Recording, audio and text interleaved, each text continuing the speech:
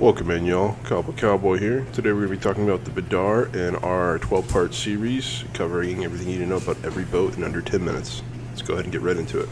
Alright guys, so getting right into it, what makes the Bedar special? There are three major players here in terms of perks that are really going to help this boat out. Lancer and Jousting. Now you guys can pause this, read it if you need to. I'm going to sum it up. Basically, we get like almost 200% extra ram damage, 200% with furniture. It's like 175 without. When we ram people at top speeds, when we ram people, we're going to apply Flooded, which is going to deal rot damage. It's going to deal severe damage. It's going to decrease their movement speed by 30%. And on top of that, with this boat specifically, after ramming the target, they're going to get 30% increased reload time. So they're going to be putting out less damage. And then their armor is going to be reduced by 300 for 30 seconds, which means they're going to be taking more damage. Now, in terms of what this boat does, it's strong solo. It's really fun to use solo, but it excels in group play. You also have heavy arsenal just because it's a small size ship that's been upgraded, and this is just going to make your broadsides hit 50% harder, as well as unlocking additional gun ports for rear, auxiliary, and front. Just allowing you to compete with big boats. So that's kind of irrelevant. Just note the 50% harder on broadsides is pretty significant. Now, let's go ahead and talk about weapons. Now, there are two that come to mind for the weapons, for at least our primary gun ports. For our broadsides, I recommend you guys go with a culverin or a demi cannon, because you'll be able to utilize all of your gun ports instead of just the top deck, which is only two. What I would recommend you guys go is Carronade. This is a super strong, ignore that, I'm sorry, severe damage type weapon. You're going to be doing, with the broadsides, about 2k damage per shot, but the real kicker here is the Riptide. Our target is always flooded, right? So this is always going to proc 50% of that, which is about 1,000. So you're going to be doing about 3,000 damage a shot with your broadsides. Very, very nice. The other weapon you guys should concern yourself with is going to be a bombard. It's called 1,000-Year Monsoon. You have a default, the target's not flooded, 15% chance to deal an extra 1,500 severe damage. In PvE, this is just like regular damage, so it's whatever. But this chance goes up to 30% proc rate when the target is flooded, and again, our target is always flooded. Now, in terms of auxiliary, you could always go Leopold 3. It's the hardest hitting mortar. You could go Crouching Tiger if you wanted to add a little bit of burning in there. My personal recommendation, guys, is actually, if you have it, Infernal Maul. The reason this is you can run Munitions Mixer as your major furnishing. It's right here, show you guys. And you're going to increase the duration of both flooded and ablaze, which is really, really nice to run together. That's a lot of damage over time, rot, so to speak. And it helps tee up any friendly sandbooks or brigantines in a fight. Now, let's go ahead and talk about armor real quick. Alright guys, now there's a lot of different armors for us to talk about here, but my personal go-to, I find myself more and more using either Stormwoven Symphony or Phoenix Crest. Now the difference between these two is Stormwoven is actually fairly difficult to get. It's kind of outdated, so they don't drop it much anymore. You can find it in the black marketplace, but when I find myself going in for a ram, I find myself blocking a lot of the time, and that's a lot of wasted DPS. Now, this kind of mitigates that a little bit, because when you end up ramming, you can release your brace, and you'll do an extra 6k damage, which is very nice, because it takes downtime in your DPS rotation, air quotes, and turns it into, not the best damage, but like damage is still damage kind of situation, which is pretty cool, and it adds a little bit of burst for like a PvP situation. I like Phoenix Crest for like if I'm solo, or if there's not a tank present in like a group event. This kind of helps you get aggro, maintain aggro, because I like to run this Bedar as a like group utility boat. So this is a strong option for that.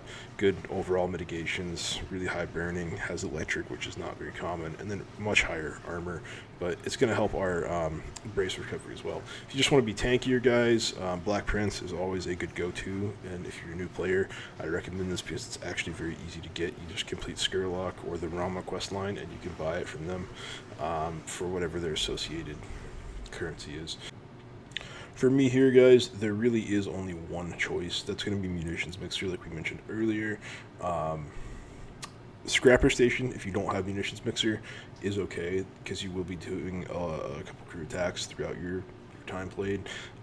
This will help you stay alive a little bit, and that's something the build does lack in. So if you are needing more survivability over uptime on application status effects, because if you rock my build, you can guaranteed have 100% uptime on these even without munitions mixer. Munitions is just a quality of life. You could do this for the sustainability of your HP. The other thing to consider would be like Freeman's Embrace might be an interesting thing to do, especially if there's a new status effect released in the upcoming season 4. Could be something to consider, but as of right now, it's only these two. This is coming from the end of season 3. Alright guys, go ahead and bust it into these minor furnishings. I'm only going to talk about significant or notable pieces. There's too many options for me to touch on everything. Go with what you want to prefer here. But my personal recommendations, guys, Iron Cladding Station. It's going to increase your ramming by 25%. That's going to be a cumulative total of 200% when paired with our passives. Very nice. If you're rocking like 1,000-Year Monsoon all around because you can't find the Coronades yet because they're not in the store or whatever, Bombardment Cerie is attainable through the Skurlock quest line, Shell Packing Station, Skurlock quest line as well, and those two you can run with like Bombard Works right here, free damage. If you like crew attacks, guys, which I highly recommend everybody runs this piece, it's also available either through Rama or Skurlock. To buy the blueprint to craft it. This is a very good piece because it increases the damage, the charge rate, and helps with like your quality of life outside of combat in general. So when you know it's a sailing game, half of what you do is sailing out of combat. It's a great piece to have. So highly recommend that. I don't recommend you guys ever touch projectile speed stuff because when you don't have the furniture slots to equip it, you're going to be missing it, and you'll be missing shots because you're adjusted to faster projectiles. Now, going ahead and moving into all this, guys, I rock Secret Cache on my boat just because it helps me turn and get that ram again. Also, acceleration when you're trying to close that tight distance. This is a good piece to help with that. Lighten Mass is a good piece to help with that as well. And then I think it's a necessity here. Emergency Sails is going to increase your trim speed by 10% while pursuing a ship within 400 meters. Now, most ships that you're in combat with will be within 400 meters. This is going to help your acceleration. This is going to help your top speed. So it's going to help you hit that 150% increased ram damage. I consider this an essential. You don't have to rock it. That's my personal experience and opinion. But again, do what you guys want to do. Minor furnishing is just like tweaking the build as a whole to be what you personally enjoy. I also think you guys should not sleep on defensive items. If you're using the munitions mixer for just quality of life with uptime on your status effect rot, don't sleep on these guys. Compagnie screens, very good item. Brace gun wheels, this will help you turn around quicker. If you need to drop anchor to turn really fast, great item to have. Flooding damage is not so common, so unless you're going after like the twins specifically, I would kind of ignore the quarter deck. But leather fashioning, as of season 3, there's a lot of ablaze damage in the game, and some of it is really overtuned, so this is a good item. Going into season 4, this might be more necessary because I suspect a lot of flooding damage, but we don't know yet. I missed the live stream, so I don't know what's going to happen. Compagnie Spirit Locker, guys, this is going to help you increase your brace strength and your stamina management. Stamina management on this boat is very important, as is free armor rating. So Always nice. And then I actually forgot to mention it earlier when we were talking about major furnishings, but there is a combination you can use if you guys want to be a little tankier. You can run war drums. It's going to decrease your trimming stamina consumption and increase your armor by 200 while trimming. And you can run that in combination with Leviathan, which is going to increase for every knot of sailing speed your armor by 1%, which is it's nice in tandem. Like, you get a lot of armor, but I don't feel like it's notably tankier. I think if you wanted to go notably tankier, go Black Prince. Anyways, that should be everything, guys. Let's go ahead and jump right into the build, demonstration, display, and recommendation. Alright, guys, and now if I've done it right, everything that you need to see is on the screen in front of you. It's been edited in. We're going to come over here and do Captain Apak now. Pretty cool if you guys ever play Smite. I think this is a reference to a god. I believe he's Mayan, if I remember correctly. But anyways, let's go ahead and get right into it. We're going to go ahead and apply a blaze real quick with that. You need to watch out for this guy's mortars. Those things hit if he catches you with them. And just like that, guys, we already have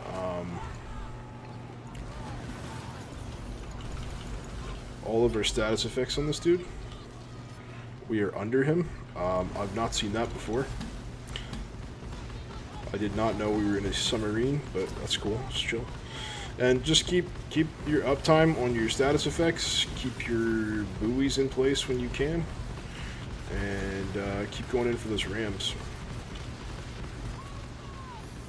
Now that buoy actually acts as a minefield as well, which is pretty cool.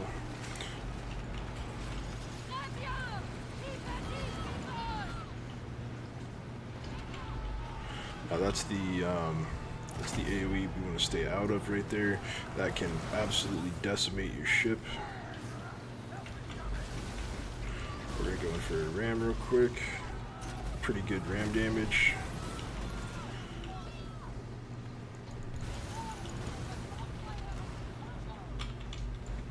Not sure what's going on with our game right now. We seem to be having some technical issues here because buttons I'm pressing are not pressing, but it's okay. We're going to solo this pretty easily. Like I said, I find myself bracing when I go in. Hopefully we can get a ram here, pump the broadside, and get out of the rogue wave all on a one, which looks like we can. Easy sink. Now there's another chest for the giveaway, guys. And if you're not up to date on the giveaway, I am doing a giveaway at 250, 500, 750, and 1,000 subs. I'm going to be giving away my whole inventory, my whole stash. I will be keeping enough items for 3 different builds on 3 different boats going into Season 4 that I would like to play. It's going to be my barge, my Bedar, this one right here, and then probably my battle junk. I'm not sure yet on the 3rd one, but I've got quite a bit of time as of right now. I have 4 subscribers, so if you guys want to help me out with that, that would be a huge help. Please like, subscribe, follow, comment, and if there's anything you guys need to see, need information on, etc., just let me know. Good luck, have fun, GG's.